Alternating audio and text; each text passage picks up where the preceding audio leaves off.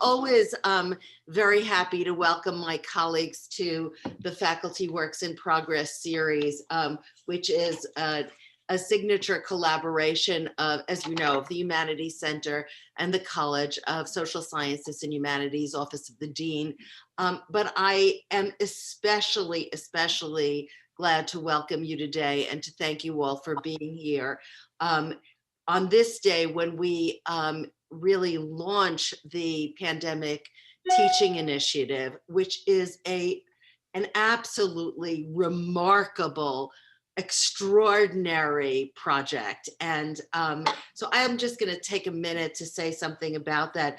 Our presenters today, Professors Michael Tolley in political science and Claudia Haupt, who is in both political science and the School of Law, have graciously agreed to begin a program of showcasing the CSSH Pandemic Teaching Initiative, which has taken the varieties of disruption and dislocation caused by this pandemic, especially in current circumstances, which further complicate the disruptions and dislocations of the pandemic, and transform them into opportunities for education. I'm Lori Lefkowitz. I direct the Humanities Center, and I, along with my colleagues in the Center for Ethics, the new Lab for Text Maps and Networks, and the School of Public Policy and Urban Affairs, have had the privilege of supporting our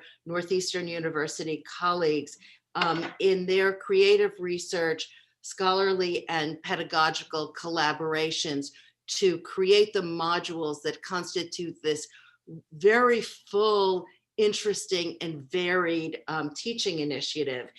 Today you will have received a poster in your emails. I hope you will share it there as widely as you can across your networks in the Academy. It is a fully, freely, publicly available website with teaching modules that range from everything, topics ranging from refugees and asylum seekers and closed borders and the impact of the pandemic, the stories we tell about epidemics and why they matter.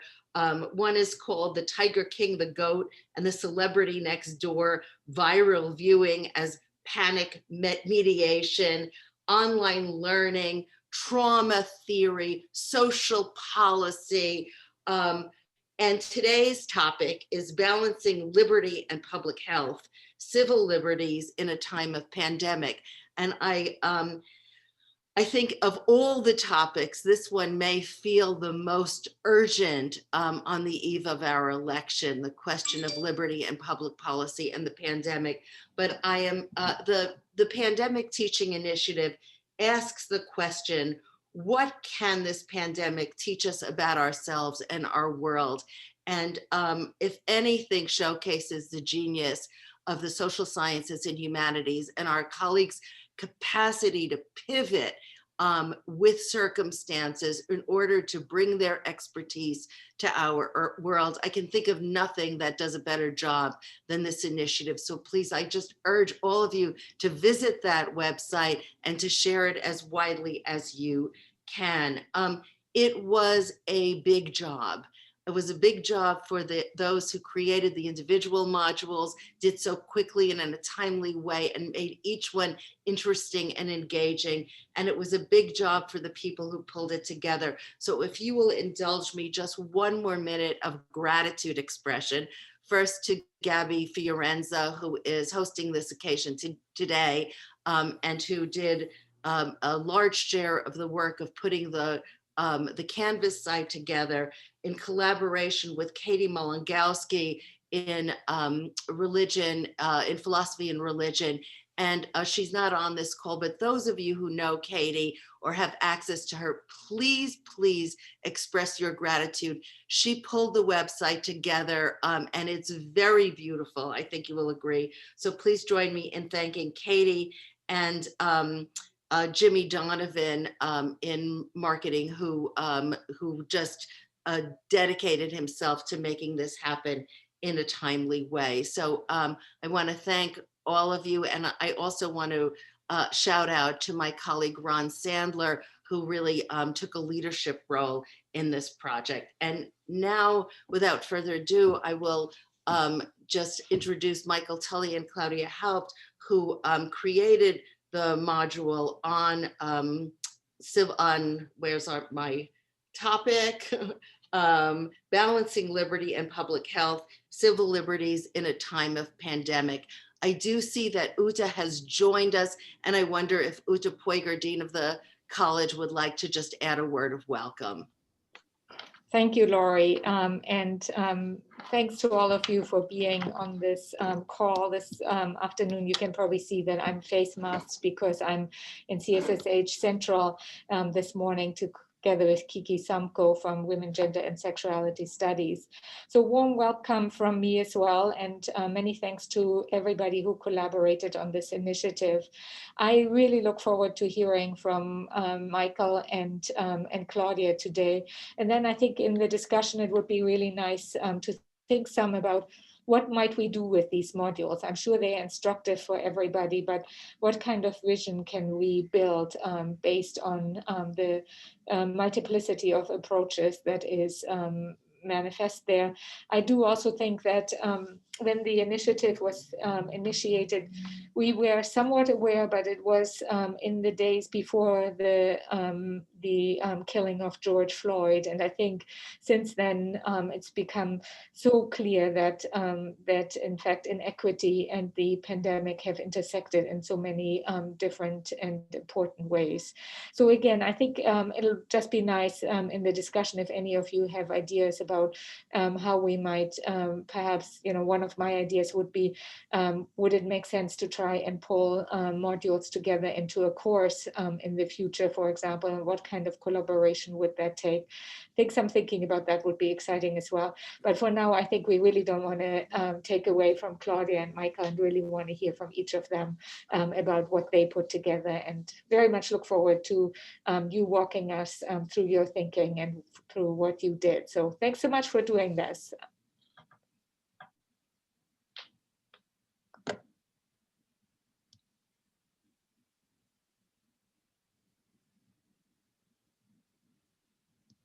Claudia, did you want to begin? Happy to. So thank you, Uta and Laurie and everybody who worked on this in this initiative. This was really, this is kind of a making lemonade out of lemon situation for us, I think, because as we were trying to think through these issues, we discovered that they're obviously kind of important civil liberties themes that we've hit on in our research and in our teaching before, and this is my sense is this is true for a lot of the contributors to these modules, that there's something about the pandemic that just brings the themes that we've been thinking about into even sharper focus, that lets us draw out some of the themes in a way that is just that much more salient in today's political context and in today's pandemic context. And so I'm I was very happy to be in dialogue with Michael on this. And I think what we did was we sort of tried to highlight some of the real problem areas that we've seen throughout in this particular context. And so I'll focus on sort of the individual rights, principles, and actions piece of it. Michael will sort of give a more sort of a broader overview of where we came from, where we tried to take this. One thing that I think we should emphasize at the outset is just the enormous degree of uncertainty that we're facing right now, with a Supreme Court that looks very different now than when we put these materials together. And so every time that I say something was a 5-4 decision over the summer, right, has changed dramatically with the turnover that we've seen most recently. And so, you know, in addition to this happening in sort of the volatile situation of a pandemic, this is also just both in terms of presidential politics, but also in terms of judicial appointments, a completely new world, even just a few weeks after we've put this together. Michael? Thank you, Claudia. I wanted to begin by saying that there is one real true expert on public health law on this team, and that's Claudia. And in taking a look at the work of other members of the college and university who have devoted time and effort to this initiative, it's clear that there are a lot of really true experts. Wendy Parmet in the law school on public health. I'm here really as a kind of pretender. I've presented the faculty works in progress before, in which I would present my work on European law and European courts. I distinctly remember talking about the European Court of Human Rights at one of my last presentations. Well, that's based on my sort of research and writing.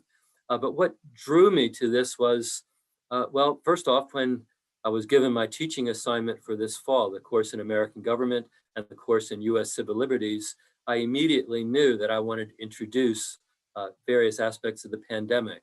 And in the course on American government a couple of weeks ago, in the section in the week devoted to federalism, a topic that most students' eyes just glaze over, well, the opportunity to talk about the different levels in our federal governing arrangements, using the example of the pandemic and the varied responses in the states and local governments, and really the inadequate response from the national government, turned out to be just an absolutely perfect example to drive home that basic point.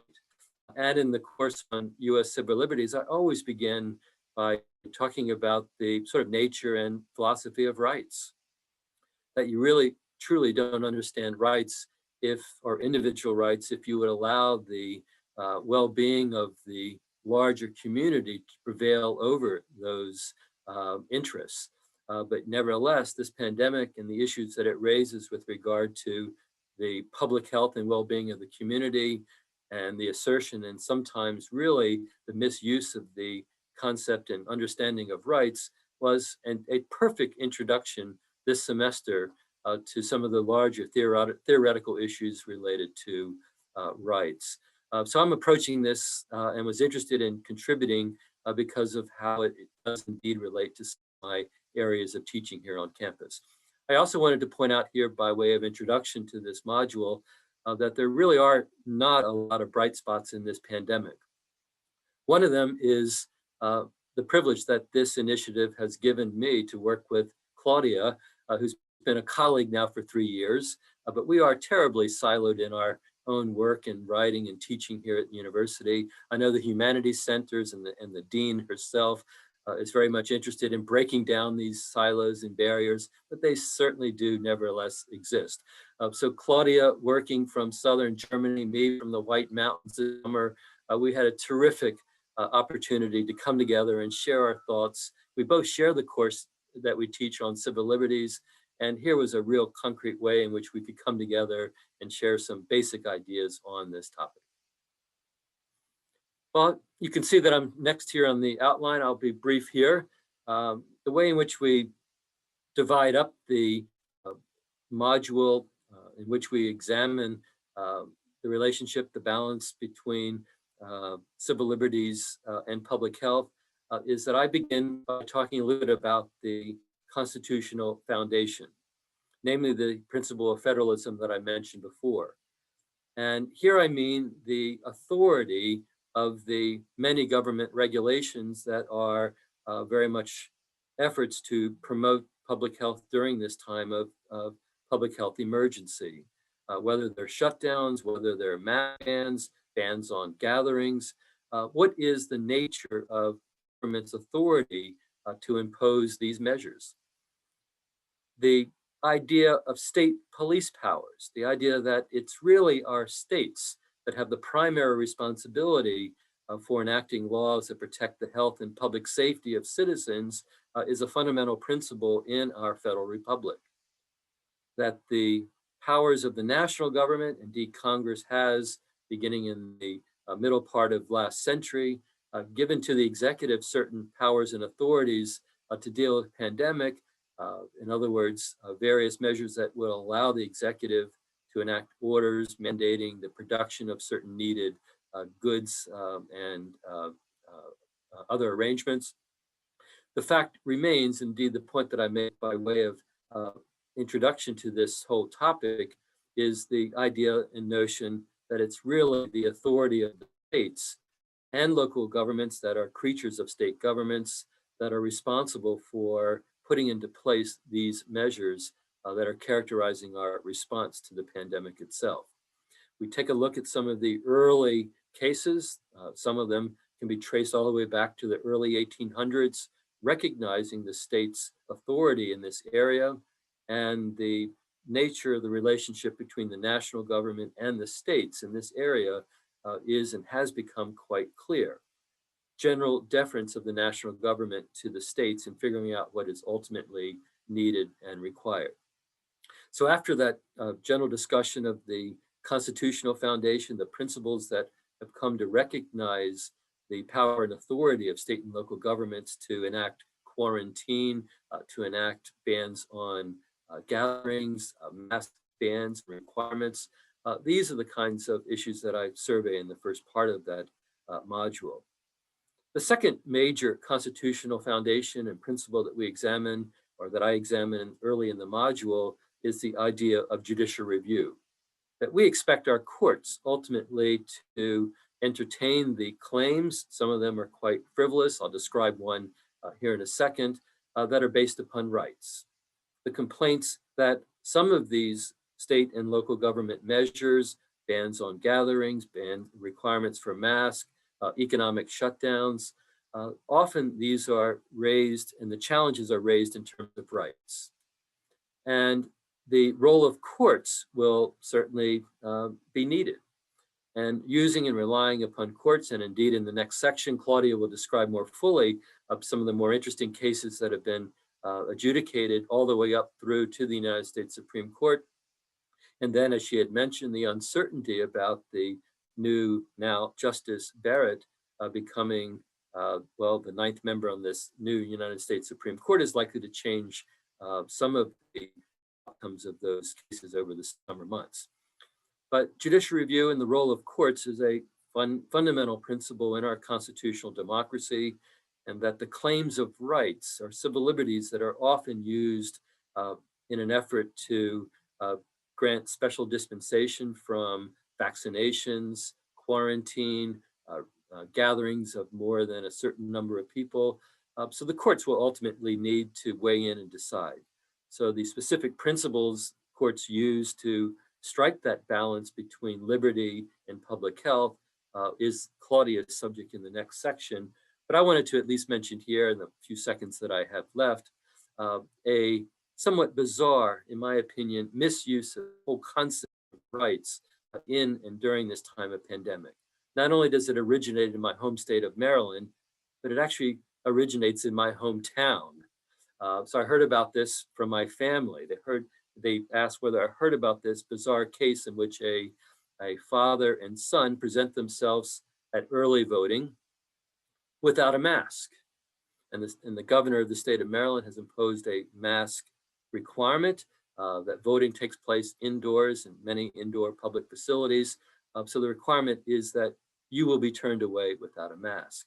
Well, nevertheless, once these individuals are turned away, it turned out to be a test. They were sponsored by a group that was very much anti-mask, and they've been suing in just about many different contexts. Well, the kinds of claims that they made were first, one, dealing with the fundamental right to vote. Surely the fundamental right to vote outweighs and is preeminent over any kind of requirement for wearing masks. So that was one rights claim that was advanced in their lawsuit. They really did seek a judicial order in order to compel the local election authorities to allow them to vote without a mask. And then the second claim, are you ready for this, is a religious claim, a claim based on the free exercise clause of the First Amendment. And they actually cited a verse from Psalms in which they were, I should get the quote just right, it doesn't matter, the idea that they have this right to breathe free, a religious right to breathe free, unencumbered by any kind of mask. Well, needless to say, on Friday, the trial court judge rejected that request for special dispensation on both those two claims, rejected them as completely fallacious and unhelpful in this time of pandemic.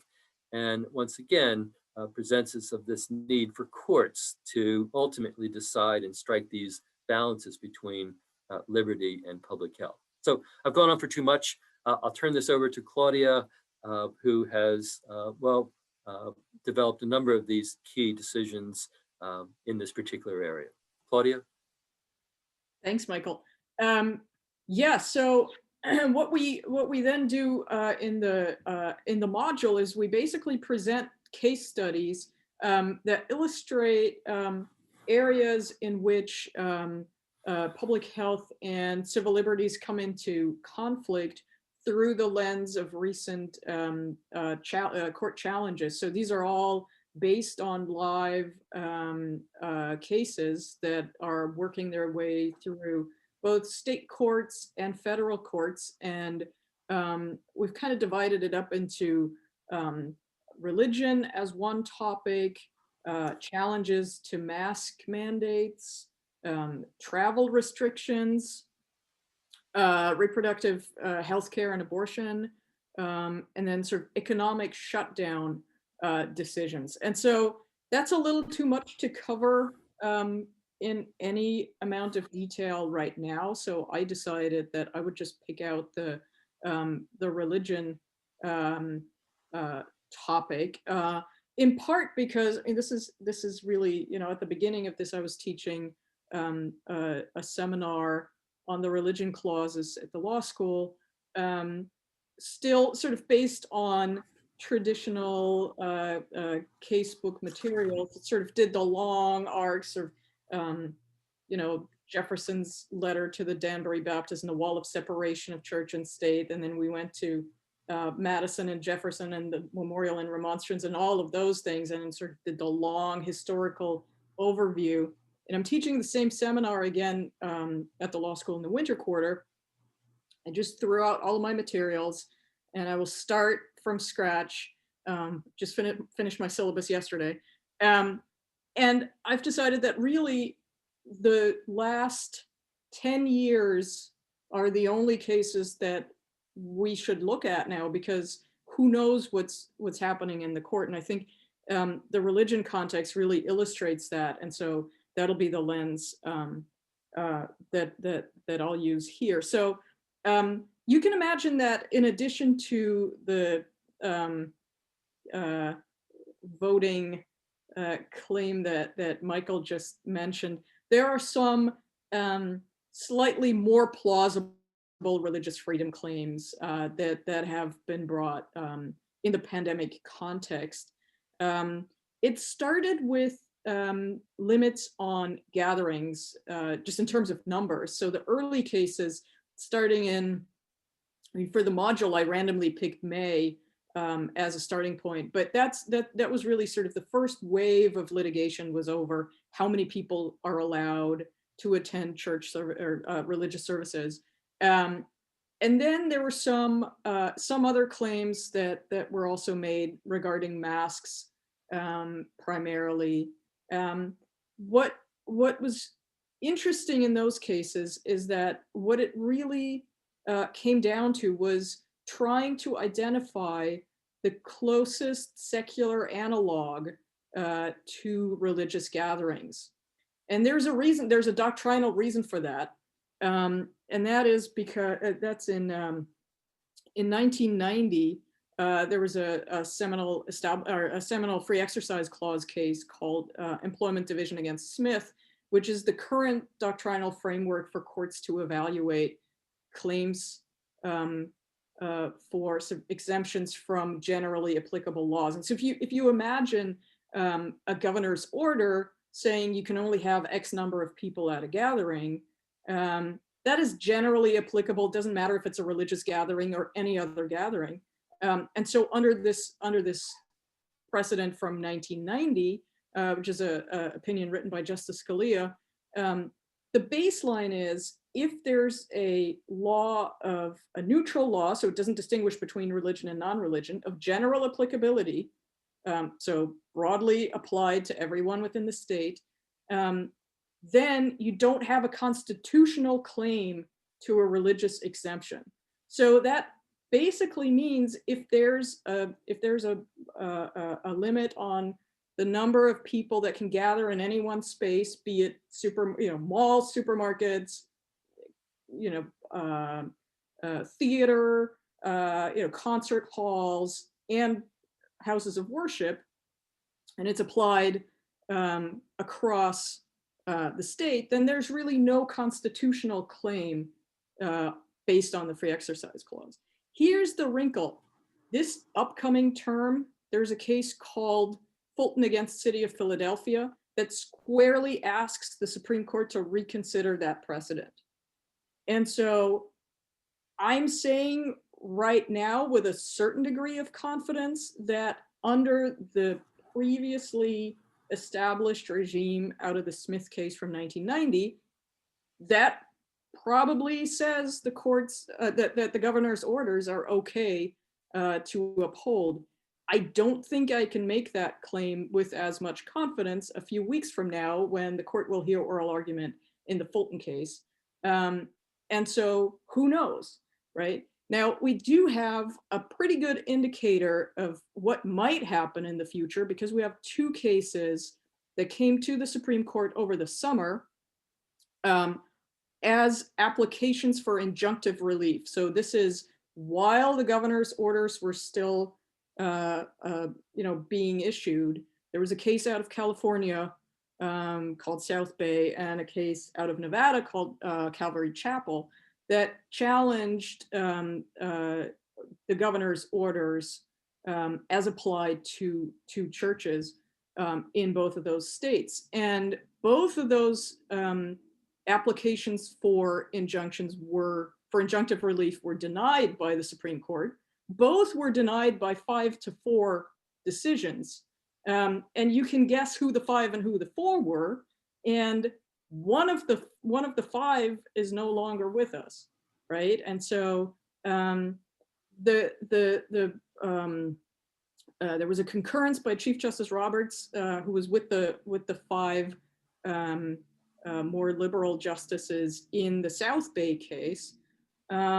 And it was a very interesting concurrence because he said, number one, there was a lot of emphasis sort of on the fact that this is an application for injunctive relief. So this is before all of this has worked its way through the lower courts, and then came to the Supreme Court. So he said, I really don't want to interfere with the political branches on an application for injunctive relief, which also means, this might look differently when we're actually challenging the merits decisions coming out of the lower courts. The other thing that he said was, it was this interesting invocation of the sort of old police powers jurisprudence out of a early case, Jacobson against Massachusetts, which does give more weight to this idea of the state being able to protect public health in the interest of the community, which was before this rights revolution happened, which now allows a much more sort of robust invocation of individual rights. The second case that I mentioned, the Nevada case that came to the Supreme Court on an application for injunctive relief, there was no concurrence, so Chief Justice Roberts did not write separately in that case. It just joined the 4 more liberal justices in denying that application. But Justices Alito, Kavanaugh, and Gorsuch all wrote dissents in that case. And there, what it really came down to was you can't treat casinos better than houses of worship. And the question is, you know, what is the closest analog? Why did Nevada, you know, say you can have 50% capacity in a casino, but you have an absolute number limit for houses of worship? And you can imagine a giant casino in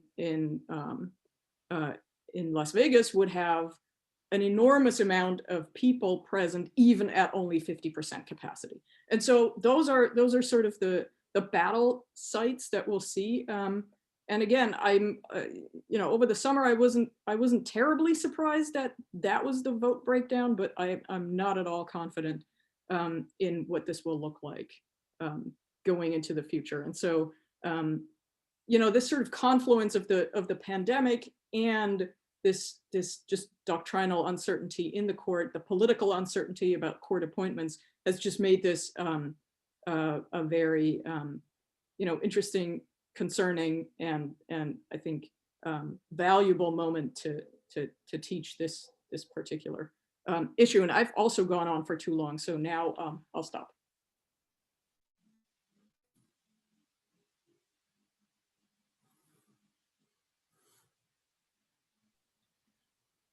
Michael, do you have anything to add? Are you going to introduce What I would add, I'll just point out a couple things about the module that we developed. We also developed some hypothetical cases in which we asked whomever might be participating in the initiative or reading through and working through the modules, some hypothetical cases that would test some of the legal principles that were introduced in the module. I remember I developed a wild one dealing with the right of privacy, an alleged outbreak of COVID-19 in a nudist colony in Southern California, and the need to contact trace all of those who are on the membership list and attendance that any event. So we had a lot of fun in developing some of those hypotheticals that students can certainly think about and the extent to which the balance is struck properly. I think on the next slide, maybe Gabby will put up the slide. We did have in mind 2 discussion questions. We set them up as discussion thread questions. We'll certainly entertain any questions from the audience, but the 2 questions you see on the screen are 2 larger questions we thought that might be of some interest and related to our topic. What lessons have we learned today that would be useful for the next pandemic in terms of the balance between public health and rights? And then there's questions about the duties and responsibilities that citizens owe one another. Do they need to be considered alongside of the notion of individual rights? These are powerful questions. I want to open the floor for discussion now, and I'm trying to find a way to put myself back on gallery view so that I can see everybody. And you can put RTS in the request to speak in the chat, or you can simply raise your hands. And if you want to make yourself visible, unmute your video. We are a small enough group that we can all just be in company together if you're so inclined.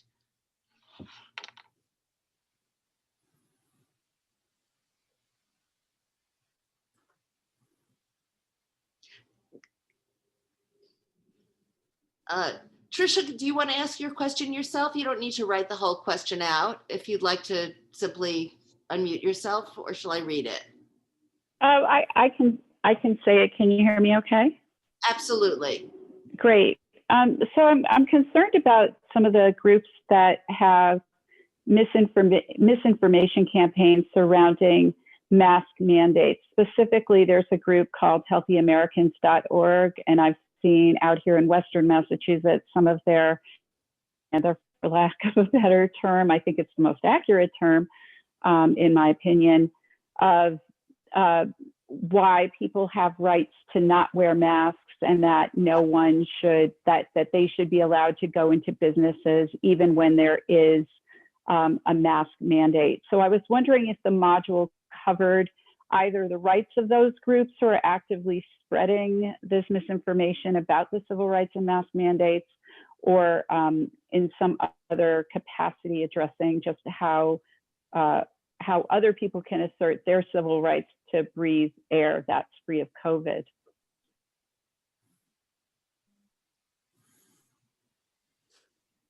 Yeah, so we do cover the sort of broader issues about mask mandates in a separate in one of the sort of rights discussions that we have. So mask mandates is in there. We did not specifically address misinformation. It's another wrinkle of this pandemic that we're operating in a media environment in which misinformation and disinformation can proliferate. The sort of unfortunate truth, though, is that as a civil liberties matter, there's not a lot of sort of constitutional there's not a lot of there are few constitutional tools that we could use to address the spread of misinformation, and so it would not really make a lot of sense to have a freedom of speech kind of module that addresses misinformation, simply because the way that First Amendment doctrine is developed, private speech in public discourse receives the highest level of constitutional protection. And so, as unfortunate as it is that that there is a lot of misinformation out there, it is not really sort of a cognizable First Amendment issue the way that the United States has, especially the U.S. Supreme Court has interpreted the First Amendment.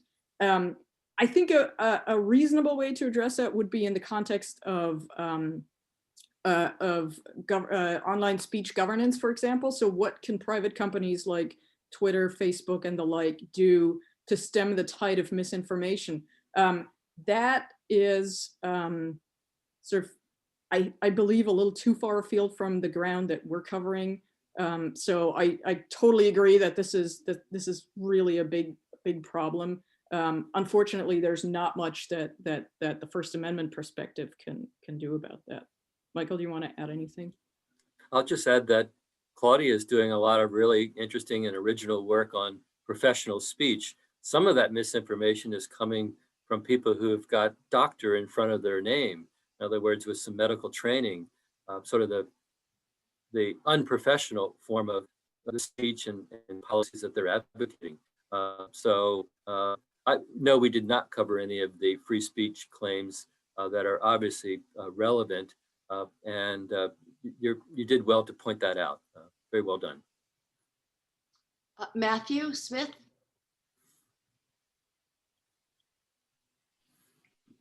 Hi, can you hear me? We can. Great. This may be it might be off topic, so please feel free to pass. I have a question about federalism and regulatory frameworks. And would it be appropriate or what do you all think about individual states claiming the authority to, say, bypass FDA regulation for the sake of producing novel public health interventions? So I know that this is not quite what you're talking about, but I'm just thinking about sort of balancing the demands of responding quickly to a public health crisis with the slow action of federal regulatory agencies in response to these things. And I'm sorry if this is totally off topic, but No. it just came to. No, it's very much on topic, and I did some thinking about that, especially when it comes to which level of government was in a better position to deal with the pandemic. Well, one of the things that we learned, especially when so many states were struggling for the medical equipment that they needed and they didn't have, they were actually bidding against one another in order to obtain the equipment that was so desperately needed early in this emergency. And one of the things that we know about the framing of the United States was that one of the reasons the states came together is because there's certain advantages in the national government acting in the name of the, well, then 13 and now 50 states. So I thought we demonstrated quite profoundly the disadvantages of the states bidding against each other to obtain some of the PPE and the ventilators that were needed. That was in many respects the real cause for the United States founding and coming together. They're understanding that they're much stronger together than they would be as separate individual states. So the question that I asked my students in the American government class was the extent to which the nature of the federal design was actually an obstacle to a kind of needed national response to the pandemic. This is not just a smallpox outbreak in the port of New Orleans or in San Francisco or in Boston, that it truly was nationwide. And as the danger and the public health emergency spread, it was becoming clear that we needed a kind of national response. The crazy patchwork system of one community, for example, in Florida, opening its beaches, thereby driving all the community from all the people from that community to the next beach that was indeed open.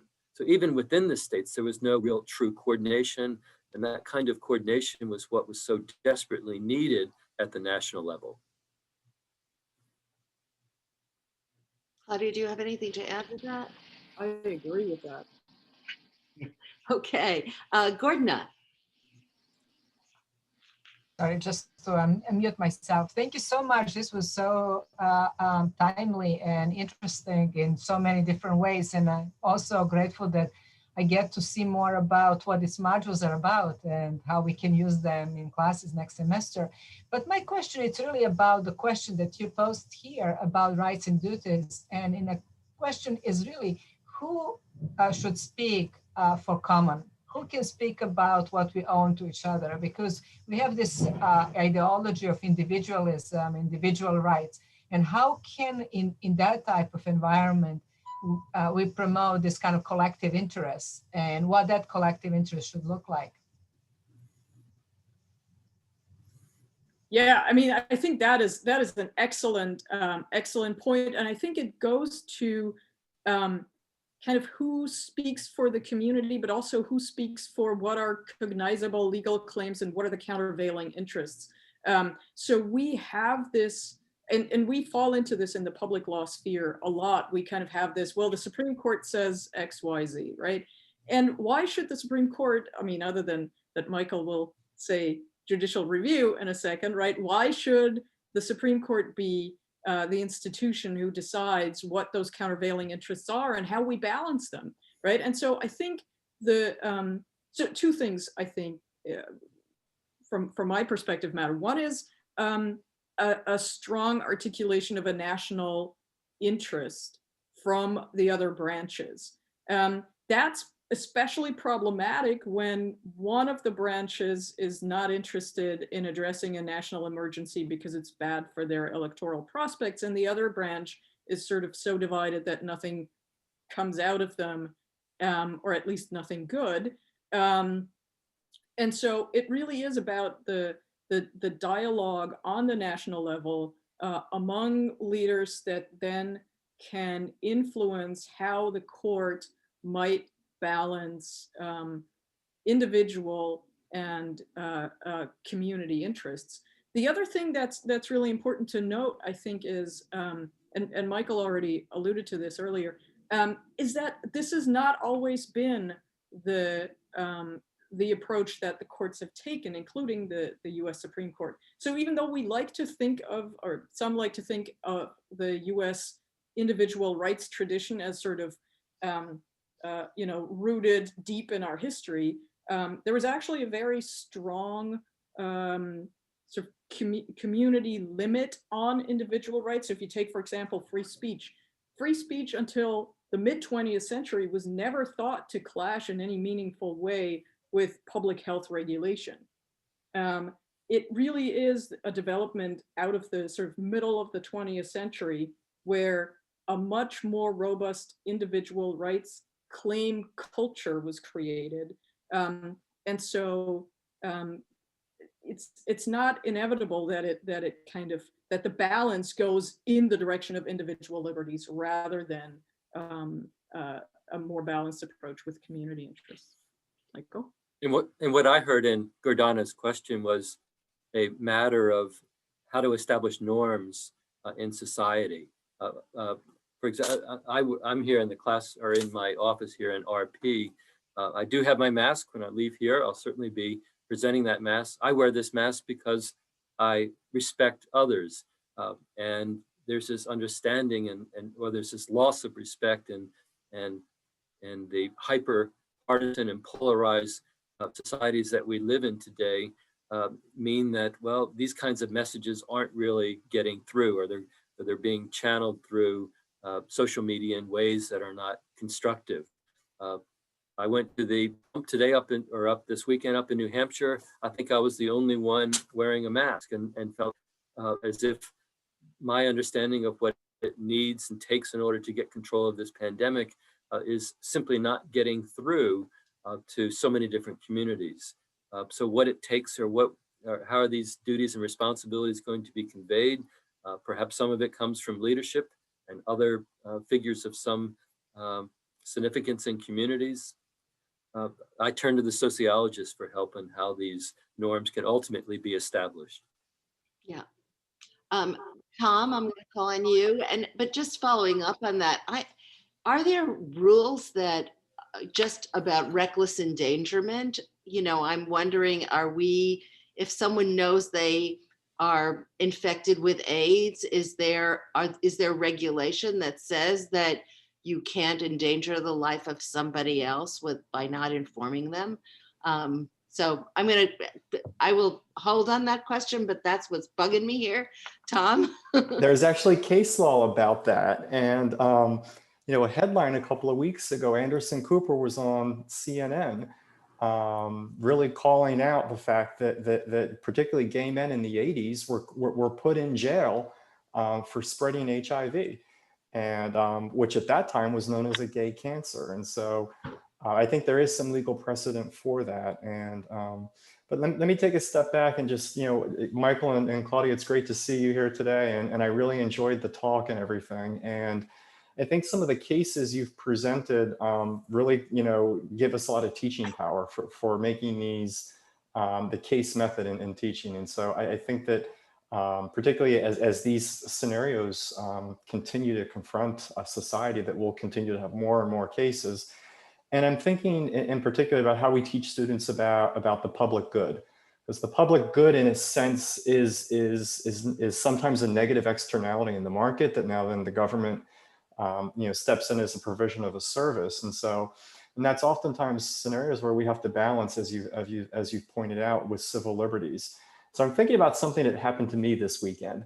And I had first read, I think on Saturday, about a bus in Texas that was the Biden bus with Wendy Davis, a US representative, on board. And they were surrounded by these Trump cars that had slowed them down and really tried to delay them from getting to their next stop. And then I read about the Tappan Zee Bridge, I think on the Connecticut and New York border, being closed because hundreds and hundreds of cars were driving with Trump flags on a major highway going about 10 miles an hour. And then yesterday afternoon, I found myself driving on 95 and a caravan of probably no less than 100 cars on 95 blocking the exits. And indeed, you know, after reading about this, it was the exits where you would get off of 95 to go to an early voting location. And so in some ways, one could interpret this to be voter suppression and balancing the rights of free speech. If getting in your car and blocking traffic could be a form of free speech, perhaps, and balancing sort of all these different forms of, you know, whether it's intimidation or suppression, or ways that people take to the streets and their cars to express, you know, it was just a really troubling thing to see For about a 20-mile stretch yesterday in Massachusetts, nobody could exit off of 95. And then to read stories about that in New York, and indeed it was a coordinated thing all over the country over the weekend.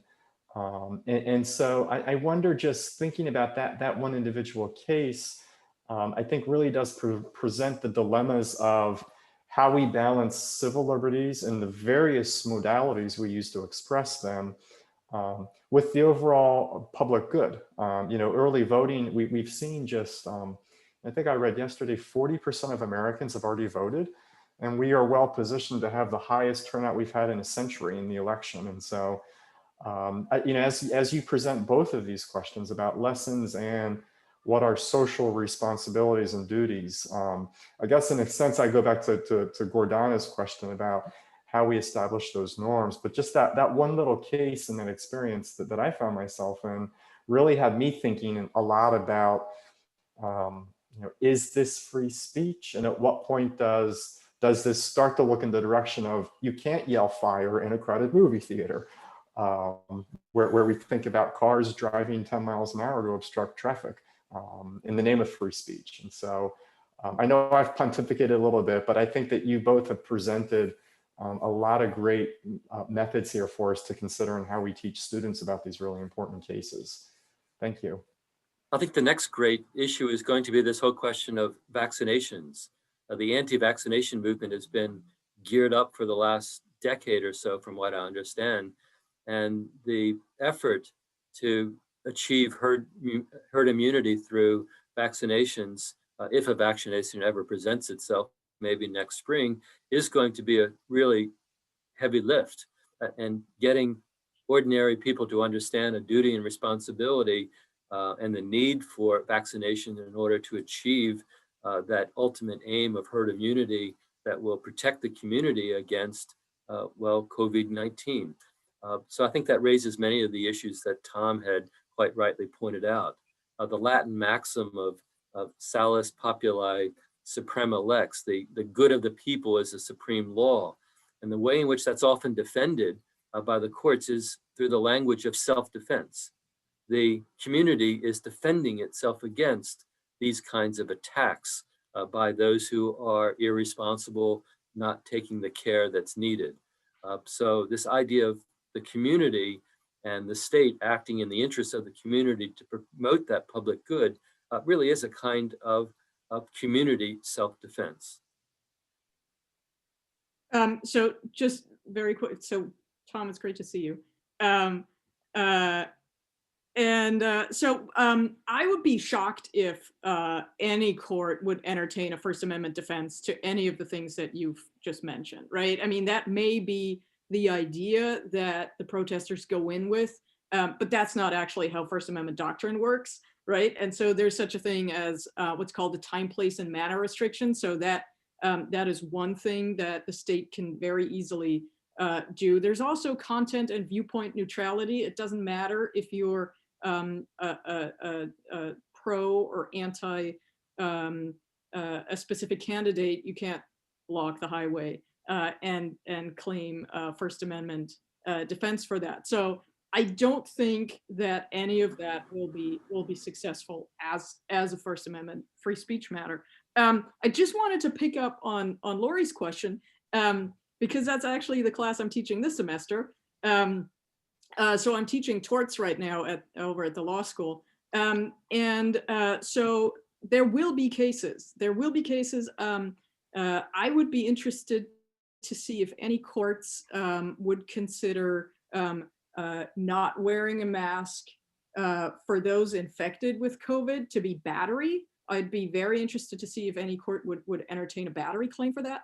I'd certainly be interested to see if courts would entertain negligence claims. I think that's a lower bar. I don't think anybody could say at this point that they don't know that a standard of care would probably require wearing a mask in order to prevent the spread of the virus. So I would say keep your eyes open for state courts that will look at these types of claims. That I actually did teach one of the HIV cases today in class right before I came here. So it's a question about a duty to third parties and a duty of doctors to disclose HIV status to sexual partners or people who share needles. Is a 1993 statute from Maryland we looked at today, and you know, this is hugely problematic. Obviously, number one, you want to protect the public health, but also there are great implications not only for individual you know, privacy interests of those infected with the virus, but also just creating stigma around it. And so there are very important interests on both sides, so we'll sort of have to keep an eye on this from the torts perspective too.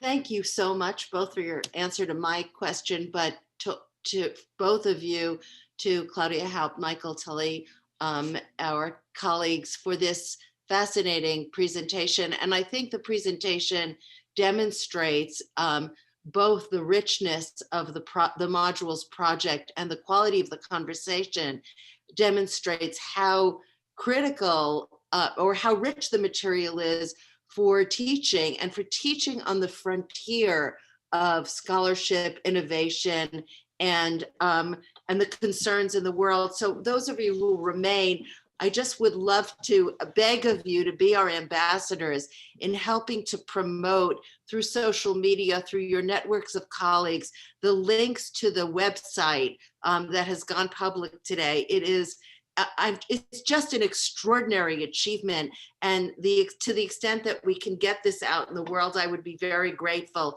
The signature program of the Humanities Center is our Faculty Fellows program, where we share research. Our theme this year is disruption and displacement. We couldn't have known how completely apt that would be, but the next Faculty Work in Progress will showcase the work of three of our colleagues: Heather Street Salter, a graduate who was professor of history; Alicia Cousins, a graduate student in sociology; and my colleague Elizabeth Maddock Dillon in the English department, who's and their presentation will be on December 7th at noon. I hope you will come. I hope you will encourage others to come. Be on the lookout for the Zoom link. I think we have just a really important set of conversations to have. And for now, my immense gratitude for your participation in the project, both of you, for this extraordinary work that you did for the module and for this presentation that will help us get the word out. So thank you, and thank you all for being here. Enjoyed it.